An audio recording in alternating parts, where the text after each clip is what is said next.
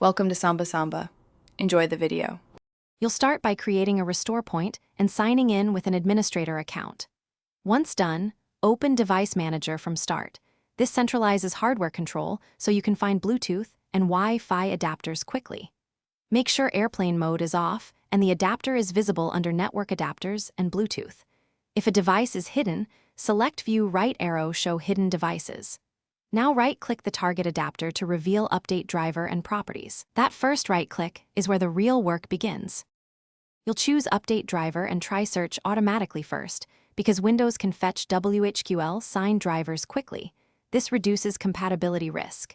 If Windows finds nothing, select Browse My Computer and point to a downloaded OEM driver folder. Make sure to extract. Zip files before browsing.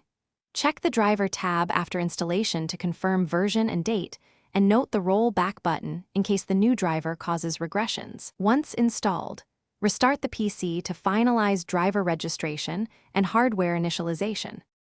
If Windows updates didn't help, download the manufacturer's Bluetooth and Wi-Fi drivers and installers from the OEM support page. These often include chipset fixes. Uninstall the old driver via Device Manager only if the installer recommends it, then run the OEM installer as administrator and follow prompts.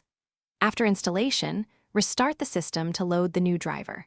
If connectivity still fails, troubleshoot by running Network Troubleshooter or check Device Manager for code 10 errors.